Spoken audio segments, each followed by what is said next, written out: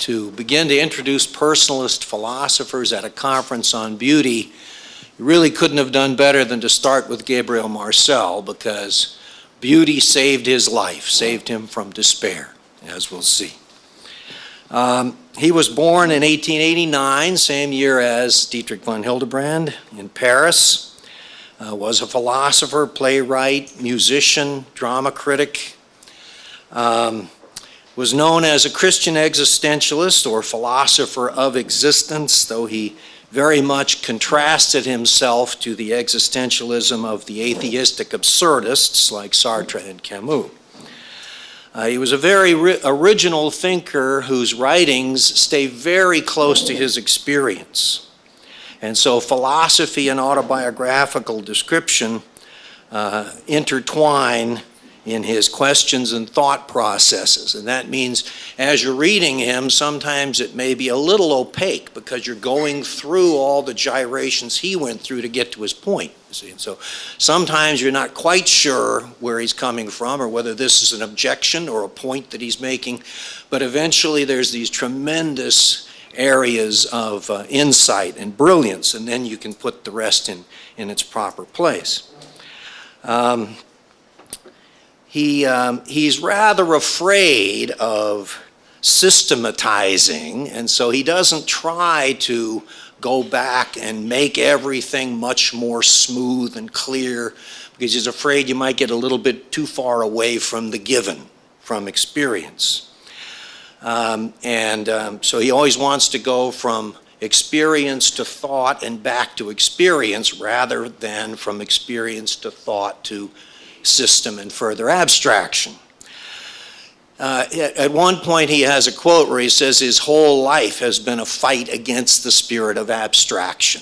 Now you can take that in different ways, but one of the key ways I think he meant it, again going back to some of his personal experiences, in World War I, he worked with the Red Cross, and then after World War I, in trying to locate missing persons.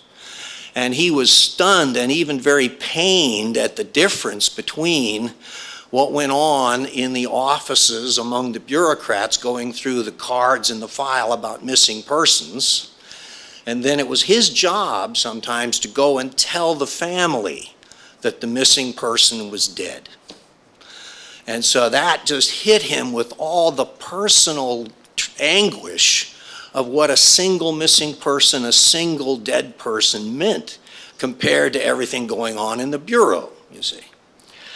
A second thing, example of this has to do with something like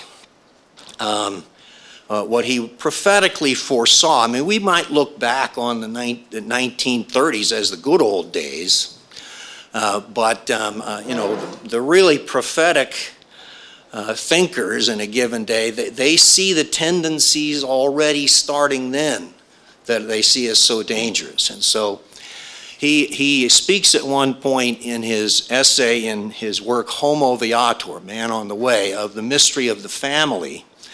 And he speaks of sort of how horrible it is to sort of abstract back from the concrete situation and then talk about things like divorce.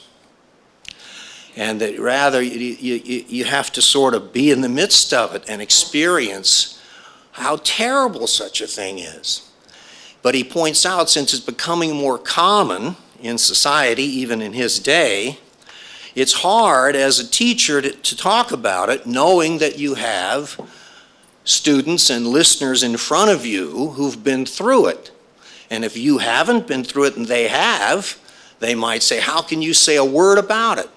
You see, you can't even speak about it, you haven't been there. And of course we would face the same thing now, talking about something like abortion. So, but he says, nonetheless, we have to personalize it, not sort of take the easy way and drift back into vague abstractions and generalities.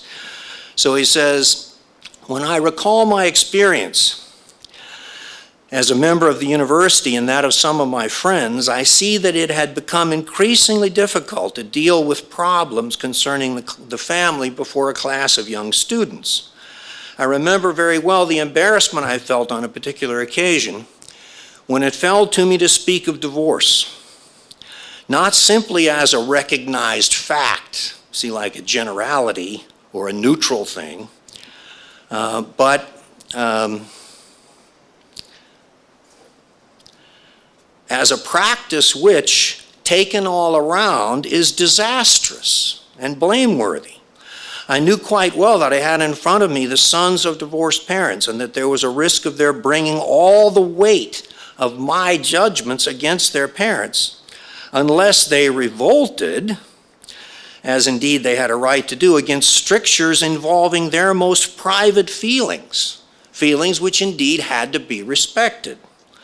On these grounds, because you're stepping into very turbulent waters, he says, what a temptation there was to maintain a prudent reserve and to keep to vague and meaningless generalities, see, so as not to upset somebody. But on the other hand, how can we help seeing if these great realities of marriage, generation, etc., are not approached directly and with fearless sincerity, they degenerate into nothing but material for rhetorical arguments. Conventionality is thus substituted for life. Conventionality of which, for my part, I shall never weary of denouncing the poisonous influence, for it will never be anything but a waste product of thought, something which cannot be assimilated. And so we have to be careful not to confine ourselves to the hollowest of phrases or to historical or so-called historical facts, and thus help to encourage the loose relativism which has tended in our day to weaken all real moral judgment. You get the idea. So he wants to stay close to the experience even if it's a terrible experience, not to avoid it with generalities. Now, he was an only child, and he was raised in a broken family and an a-religious family. They were like agnostic, very highly cultured, but not religious. Some parallels there to von Hildebrand, except von Hildebrand had 5 sisters. He was the first son and was therefore very much celebrated communally. Marcel was alone and imagined companions, imaginary companions that he spoke to and later became very helpful in writing plays. He wrote plays, but he had a very difficult time at home and then also at school. He felt isolated from his fellow students, was somewhat sickly and made fun of, was very negatively affected by the fiercely competitive atmosphere of the educational system. And so both at home and at school, he felt barriers everywhere and really suffered from the loneliness. And as I say, his initial pathway out of isolation and despair had to do with drama and music. He developed a love for theater and, as I say, communicated with imaginary companions in the absence of real friends. He also felt deeply touched and uplifted by beautiful music, which was very prevalent in his home. And what beautiful music gave him some impression, and he takes these impressions as like natural graces, gave him a deep impression of a higher harmony, of a higher possibility of communion, of something worthwhile in life, worth being formed by, giving yourself to, through which perhaps you could overcome your isolation and despair. And he really thought of suicide as a young teenager. And what kept him from despair and suicide was really beauty, and especially the beauty of music. And he remained completely committed to and rejoicing in music all his life. He wrote musical pieces, he played piano, played music at least 2 hours a day. It was like the food his soul absorbed. And as I say, when he was still an agnostic, it's what saved him from despair. Now later in college, he got into philosophy. He's still an agnostic, but he begins to develop a philosophy related to love and communion and meeting in values. That's where you come through communion. And many of his positions end up very close to traditional philosophy, Aristotelian Thomistic philosophy, but he doesn't use that language. But it's like, you meet in the good. That's where communion happens. And so he began, he was originally more of a drama critic and writer of plays and things, got more and more into philosophy, trying to develop a concrete existential philosophy and personalism that opened on to hope rather than despair, to meaning rather than absurdity. It wasn't until age 39, nearly 40, that he finally made a decision about faith and became a Christian and a Catholic. And so when he talks about hope, when he talks about natural graces, when he talks about the way values elevate and uplift you and imply transcendence, he's not imposing faith on experience. He wasn't even at faith yet. He was trying to really describe truly what's given in our experience, that values and beauty and love, other persons worthy of love, things worthy of value, they do uplift us. Couple of quotes of him on music, since this is a conference on beauty. And again, this shows how he doesn't want to either abstract or reduce too much from the reality. He doesn't want to reduce it to mathematical equations. That's not music. He says, music is more like perfume than it's like mathematics.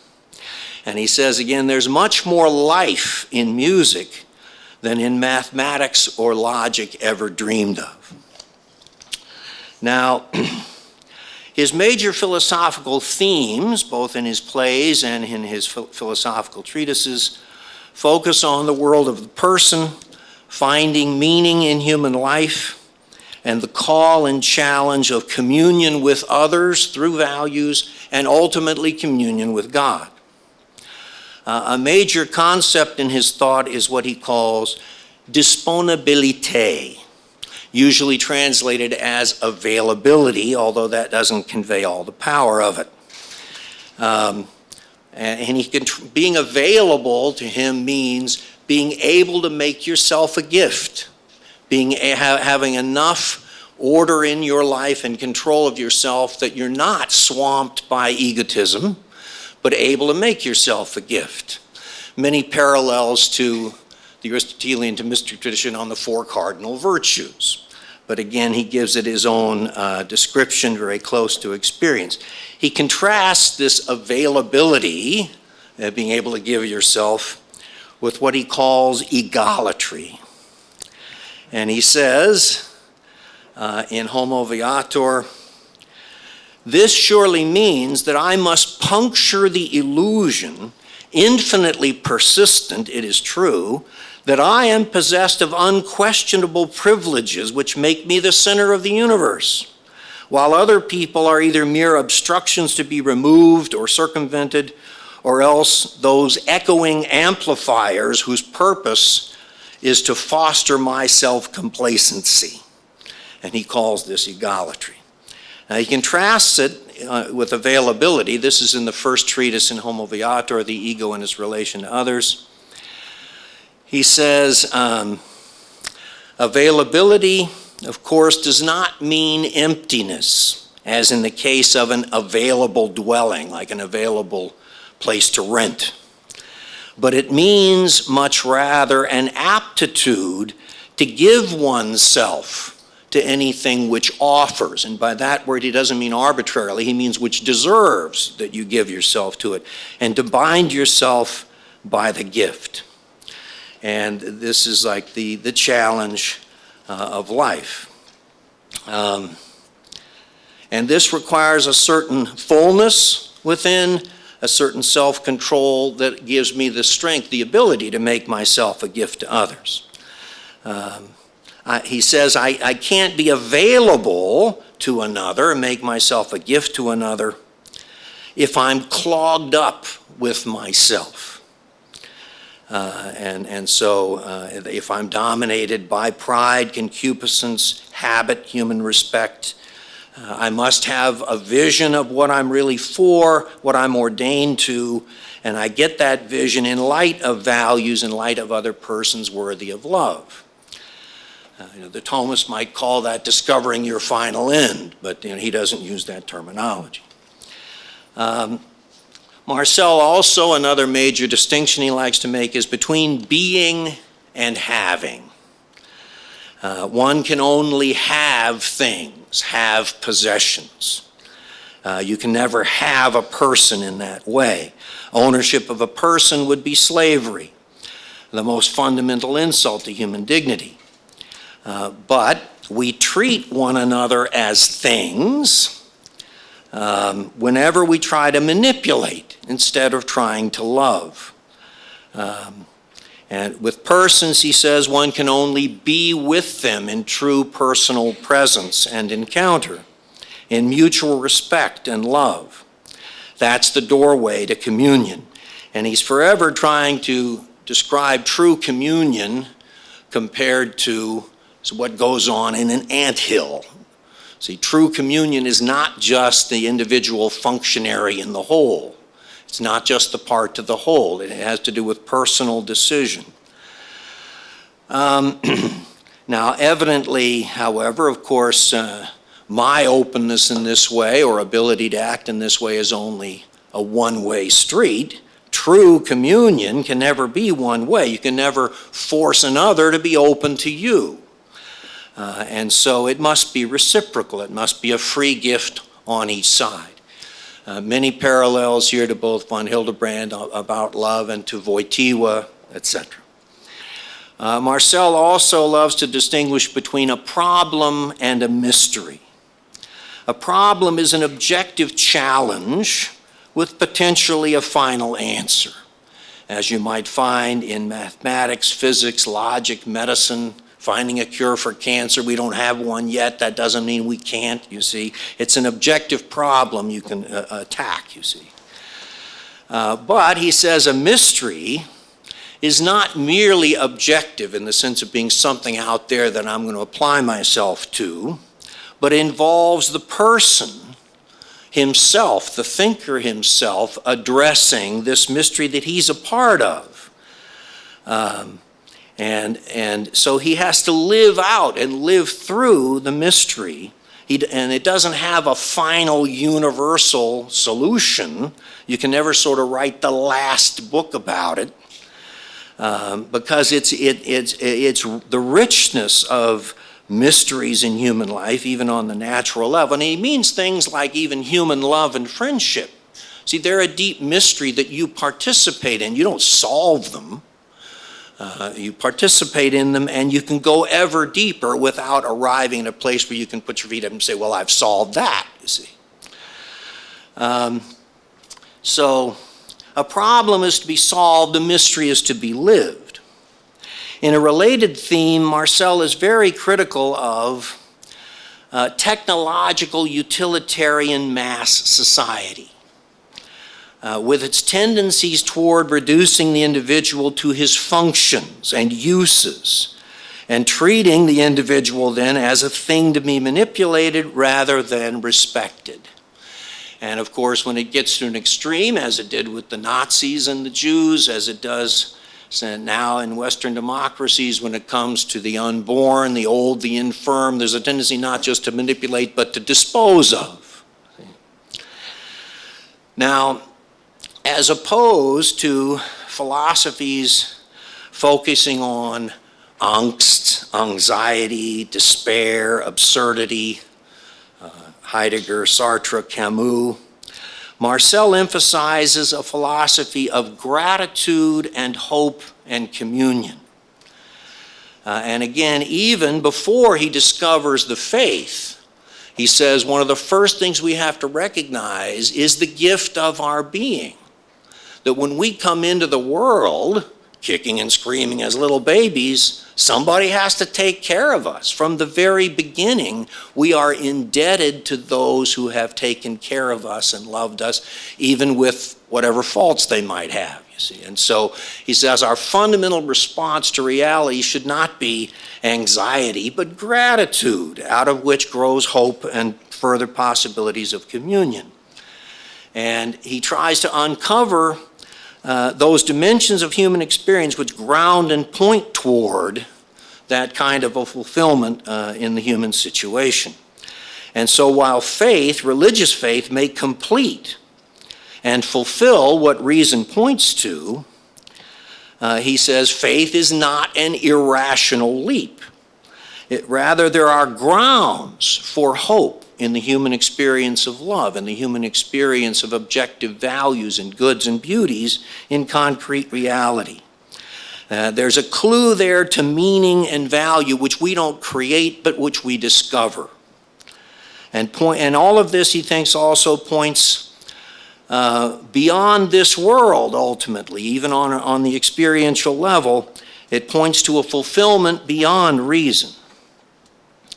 For instance, he argues, again in Homo Viator, which his disciples at one point asked him to try to put together a book that would be a sort of a major overview of his thought. And he says in the introduction, he started out trying to do that and he couldn't do it. See, too much systematization. But what he did was put together a number of major articles that he thought captured in each case something crucial and made that the book. He says, love in its fundamental validity reaches out beyond death. He thinks even on the level of human experience. Now, in arguing this way, I don't think he mentions this in the book, but I think what he has in mind is his love for his wife. Of many decades, she died before him, and he has this deep love for her. And he considers that love for his wife the most deeply meaningful and valid response on the human level of his entire life. But, you see, if love is valid, if love is not absurd, then doesn't his wife have to be something more than just a complicated organization of material elements? His wife, in other words, must be more than merely her body, which has died. If she were only the material elements of her body, what would that mean? What would marriage vows mean? See, the body is what, 70-80% water, plus various other elements, if you look at it chemically, all highly organized. But that means it's just a highly organized mud puddle. And now how do two highly organized mud puddles take vows and be faithful to each other? It's just absurd. And therefore, if love is valid, then his wife is not just a highly organized mud puddle. Now, I use that image of a mud puddle. He doesn't use that image, but it's not too far off because on page 134 of the book, he quotes from a work of Marillac where this elderly mother is speaking to her son, and I haven't read the whole book. I think he's in the throes of doubts about who and what he is. And maybe he's worried that he is just mud. And his mother says, well, however, you know that mud is mud. See? Doesn't sound perhaps all that profound, but it implies, as the ancient and medieval philosophers did, that when you have self-reflective knowledge or something, you're not reducible to that something. So you can't be just mud if you know that you're mud. See? Now, he applies that, I think, to the whole idea of love. And so he says, it would really be absurd to think of two collections of mud making deep vows. But since love is not absurd but most deeply valid, therefore the beloved must be more than the body which dies. And so Marcel, in one of his plays, has a character say, love says you will not die. And he's not denying physical death. He's just denying that that's all the person is. And so if love is not absurd, then neither is human life. You see, he's rejecting Sartre and Camus. He also has a wonderful quote where he says, you know that you have loved someone when you have glimpsed in them that which is too beautiful to die. Ultimately, he thinks the grounds for meaning and hope in human life break the bounds of this world of space and time. Hope is not at all on the same level with a dispositional or psychological optimism. Hope is not just a calculation of odds. It's not just wishful thinking.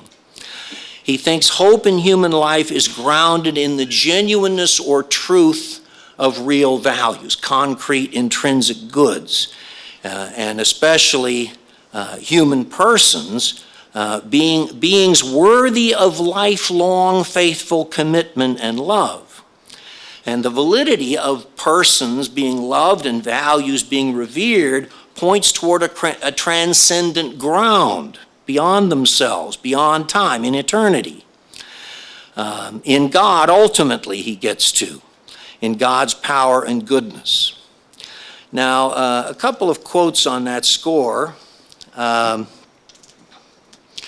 because in a beautiful article entitled Values and Immortality, he implies that if you deny the validity of values and if you deny that something continues in the beloved, then you're really being a traitor to reality, a traitor to the beloved, a traitor to being. It's like you're stabbing the other in the back.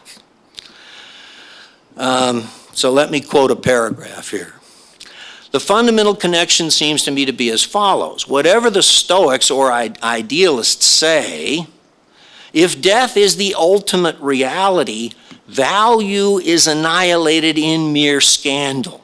Reality is pierced to the heart. And that's the position of people like Sartre and Camus, that values are a lie and that love is a deception, you see. And he's saying the opposite. This we cannot disguise from ourselves unless we enclose ourselves in a system of pleasure. Don't think about it, just go for hedonism. But simply to admit or accept this scandal is not only to bow before an objective fact. He thinks you're not really doing that. For here we are outside the border of fact. He means mere neutral observation. It is rather to destroy human communion itself at its very center. The spirit of truth here identifies with the spirit of fidelity and love. We should really go further. Value can only be thought of as reality, and by that I mean saved from a verbalism which destroys while thinking to proclaim it, if it is related to the consciousness of an immortal destiny. We've seen clearly that it's not separated from courage and sacrifice, but whatever the being who sacrifices himself may think about himself and his metaphysical chances, reflection cannot accept this annihilation, even if he himself is resigned to it. Do not let us be the dupes of words. Reflection as an abstract entity is nothing. What is real is I myself meditating about the destiny of my brother. I do not in the least disguise from myself the numberless questions which arise here, particularly concerning the part played in this realm by an appeal to absolute transcendence. Is it possible to conceive of a real personal survival independently of this transcendence, a real metaphysical transcendent realm? I think that my reply would be as follows. There is no human love worthy of the name which does not represent for him who exercises it both a pledge and a seed of immortality. But on the other hand, it's really not possible to exercise this love without discovering that it cannot constitute a closed system. See, human love itself doesn't guarantee metaphysical transcendence. It can't be a closed system, that it passes beyond itself in every direction, that it really demands for its complete realization a universal communion outside which it cannot be satisfied and is destined to be corrupted and lost in the end. He's ultimately saying, unless there is a God of love. Moreover, this universal communion itself can only be centered upon an absolute thou. It's time to do away once and for all with all the positivist illusions on this subject. Now, his famous phrase in terms of this and capturing the nature of hope is, I hope in thee, capital T, I hope in thee for us. But if there are things in being, especially persons worthy of love and commitment, then we're also called to gratitude and faithfulness. Gratitude is the fundamental response to being as a gift, to our own being and those whom we love and those who have loved us. Further, he has a major theme in his thought that we're called to constantly renew our love and commitment in what he calls creative fidelity, and which he contrasts to any mere dry acceptance of chains, holding you back. If you think of your commitments, like to your wife, as now nothing but a chain holding you back from true happiness, you've already been unfaithful to her in the sense that you haven't kept alive that original vision you had the day you were married. See, creative fidelity means you have to renew that contact day to day and not let it grow stale. And so our obligation as lovers is to return again and again to the wellspring of our response, the reasons for our love, to renew our hearts. Fidelity is never just a dry commitment of the will. There may be times of spiritual dryness where that's what you have to hang on to, but that's not the ideal. We must not grow blunted or cold, falling asleep to the gifts we've received and beginning to take them for granted. So this requires a deep commitment of the will and some real understanding of the human situation, but it involves a commitment precisely to keep our hearts open, to let ourselves be touched deeply again and again, and constantly renew that. Now, in relation, as I mentioned, to the Philosophia Perennis, to the Aristotelian tradition, Thomistic tradition, and other dimensions of it, not only of St. Thomas, Marcel regularly arrives at positions, I think, compatible with classical and medieval philosophy, but he wants to show them from his own experience. He wants to show how he gets there. And he's sensitive to the danger of just churning out answers from within a system based on certain traditional terms and presuppositions, that he's afraid if you turn more toward the system and, logically working out your answer from it, your conclusions are no longer going to be alive in their roots in human experience. So, for instance, he says at one point, man can touch much more than he can grasp. So we always have to go back to our experience. I'm reminded, too, after Vatican II, when there was much upset in the church and misinterpretations, both the great Thomist Jacques Maritain as well as Dietrich von Hildebrand wrote some books trying to rebalance things and to critique some of the extremes. Maritain wrote The Peasant of the Garonne, and von Hildebrand wrote The Trojan Horse in the City of God. Marcel wrote an endorsement on the back of the first edition of The Trojan Horse in the City of God and praised it very highly. Also mentioned, he also praised Maritain's Peasant of the Garonne, but he said von Hildebrand's work is better because it's not burdened throughout with Thomistic presuppositions. And so many times the same conclusions, but Marcel gets there in his own experiential way. I would say too, though, that in many ways I like von Hildebrand a little more than Marcel, in that I think sometimes Marcel is too allergic to system in some way, and that to try to approach every morning the whole world completely fresh may leave you open to certain errors too, you see. I mean, you have to bring along what you've discovered before, and he does, but I think von Hildebrand is more open to the positives about a certain kind of systemization. I'd like to end with a remark or two from Marcel about Sartre and Camus, whom he discusses directly at various points in his thought, including in this book, Homo Viator. When I was in high school and again in college, first couple of years, I suppose our professors at the time, usually in religion class, they would give us Sartre to read. You know, I suppose to give the charitable interpretation, they wanted to challenge us and make us think. Looking back, though, I think that was unfair. They give us this guy who's got Nobel Prizes, and then I, as an 18, 19-year-old, am supposed to sort it out. Why didn't they give me some Marcel to counter it? Let's see. For instance, I won't read the whole Sartre quote, but it's this quote where he talks about, if my car breaks down, the mechanic interrogates the carburetor. What does that mean? And the watchmaker interrogates the watch, and from the being of the watch, you conclude to the non-being of certain things. It's all a big jumble. Now, if I was 18, I would try to make some fantastic, deep thing about that, you see. It would have helped me to read Marcel, who says, it would be difficult to find a more complicated way of expressing a simpler idea. And it is to be wondered whether the author is not unsteadily balanced here between a pure truism and a sophism, which, moreover, he does not manage to formulate distinctly, parenthesis, perhaps because it is a kind of monster which cannot stand the fresh air of reflection and is only able to live its precarious life in some sort of twilight. That would have helped me immensely when I was 18 or 19. Now, in the end, with both Sartre and Camus, he concludes that they've got themselves in a cramp of resentment.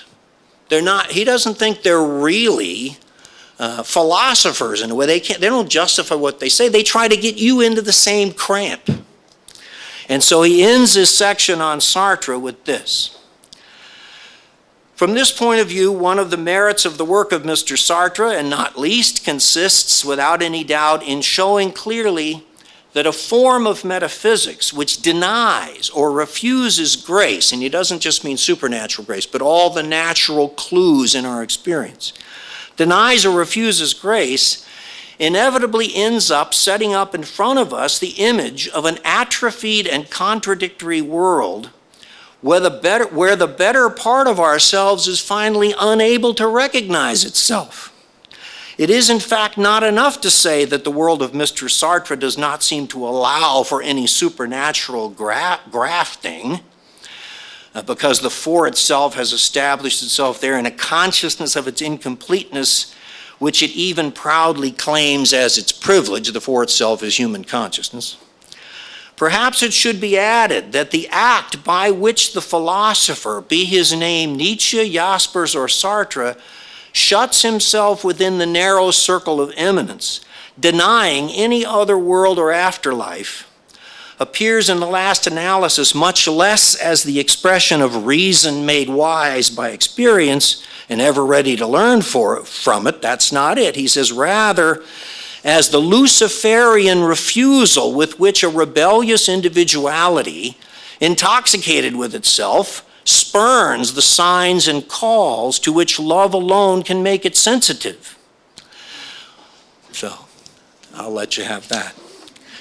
Finally, with Camus, a similar thing, but it's I won't read the Camus because I'm close to the end here, but Camus identifies, Marcel identifies, again, this idea of Sartre and Camus, that kind of approach being a sort of lost in a cramp, a resentful cramp, and wanting the rest of the world to join you in this despair and isolation.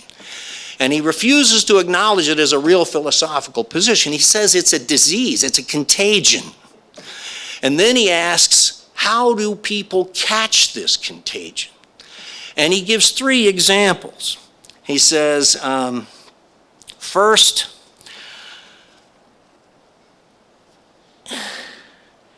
refusing to be open to any possible solution to the evils of life.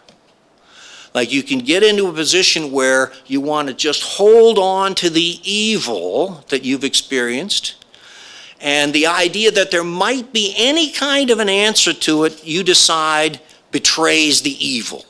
And you're going to stand with that evil and sort of wield it against God. This is Camus' position, that if there's a God and he could help us out of the evils we're in and he doesn't, then we have to just be a rebel and raise our fist at him. And even if he sends us to hell, we have the moral high ground. I don't think Camus discusses the incarnation and crucifixion, but in any case, the one thing would be not to allow yourself to acknowledge the possibility of any solution, but to remain in the cramp of resentment at evils that happen. Secondly, he says, another way of infiltration by which this evil can reach our very foundations, the events which assail us can at any moment devastate our existence in such a way that we no longer see anything stretching around us but the undefined no man's land of universal inanity. And he says that doesn't have to happen to you directly, it can happen to someone else. But devastating events can give you the impression of absurdity. That doesn't mean everything's absurd just because you're momentarily hit with the idea that everything's absurd. But if you insist on standing there, then you may be captured by this disease. And he says on that position, he says, I find it hard not to believe what we're really considering here is a delusion, which is perhaps a dramatized form of vertigo. You keep circling around the evil that seems to convey absurdity and again blot out any other possible interpretation. And decide that you're the only courageous one, you're the only honest one, you're the only one that faces the evils, you see. But then he points out, again with great roots in classical philosophy, courage and honesty relate to goods and values and real truths. They don't stand in isolation, you see. Now finally, he says the third way this infiltration may get to us is simply through the tedium of life, the boredom and disgust which can come upon us over many decades, over seeing many good lights quenched, many evils seemingly triumphant. In other words, it's not just devastating events and catastrophes, but the gradual being worn down into a cynic and into despair. But he ends, similar to with Sartre, to sum up, I should say that the mode of thought of which I've tried today to analyze two particularly significant manifestations can be conceived either as a perverse but fascinating game. I mean, are these guys just playing around? But some people take them seriously, you see. Or at a deeper level and more truly, as the end of a process of auto-destruction which is going on within a doomed society, within a humanity which has broken or thinks it has broken its ontological moorings. And in other places he calls for what he calls a nuptial relation to being. That the love between man and woman is the kind of relation we should have with ourselves and being. And that he thinks is being broken.